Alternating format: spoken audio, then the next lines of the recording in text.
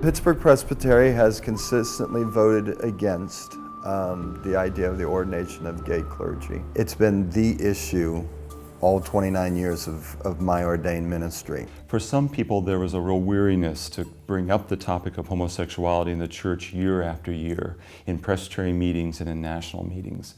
So for some of them, they disengaged. They stopped coming, they stopped voting, they literally pulled their churches out and found another place to worship. East Liberty Presbyterian Church and our church are basically next door neighbors, 2 blocks down, which tells you that it isn't the first time Presbyterian churches had a split or a divide, because we exist side by side because we come from very different perspectives on certain things. I know that Paul has expressed concern over the recent vote, the change in Amendment 10A that relates to ordination standards.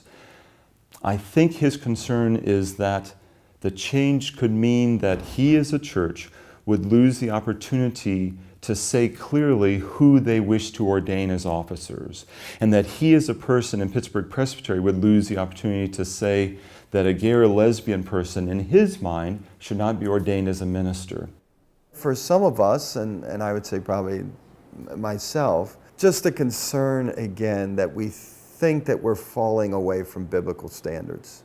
And this elimination of kind of no standard in this area for us is very troublesome.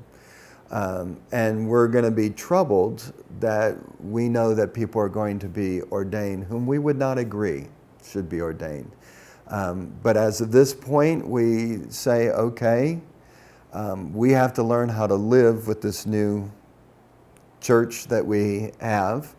And at the same time, we want to be assured that we're going to be able to keep practicing our faith, our biblical understanding of ordination, without somebody interfering with us. I believe Paul would trust that our presbytery will still do what is right and still respect the divergent views. So my word to him is that he should not fear the changes. But I know many people are concerned. And there are many talking about possibly leaving the denomination or creating non-geographic presbyteries, places where people that agree on this issue and disagree with the recent vote could align themselves together and ordain people within their own groupings. I don't see that as healthy. I don't see it as reflecting the gospel of Christ. So I would continue to be a voice against that, trying to find ways that we could work together despite our differences. It is probably more of a struggle for us than it is for them to work together. Because for East Liberty Church, they don't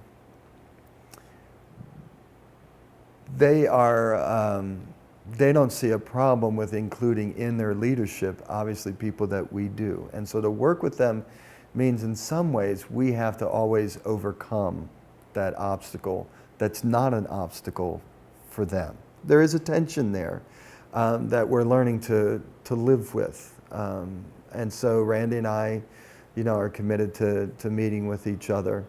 I think the big difference anymore, and I think it's actually positive, is that we both understand Randy's not going to change this church, and he's not going to change me.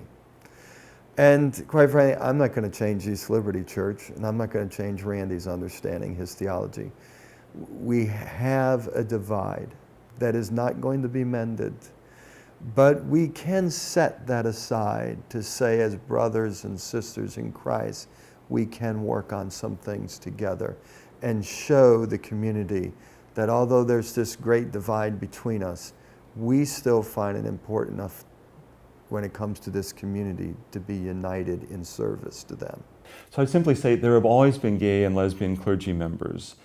All that has changed now is that we've given them a place to feel safe to acknowledge that. I think what I've seen in our own church is that this new position allows people to come back into church and not automatically see the church as a place that was judgmental, that was forcing others out, was blaming them and ostracizing them.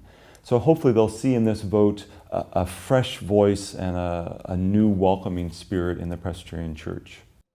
if we would just leave it there and say, okay, every church and presbytery kind of will decide on its own, then we can still coexist somehow.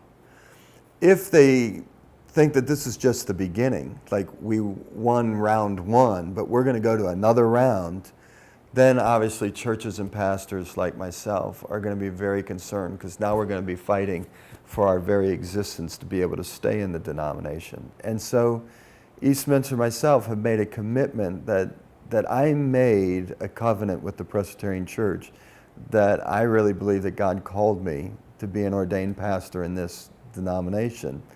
And I honor that. I would hope that the same argument that was used for years about inclusion would continue.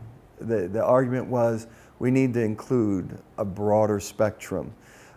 We need to include people of different sexual expressions. I think then, if they thought that, then let's be consistent. You still need me then, and please don't ask me to leave.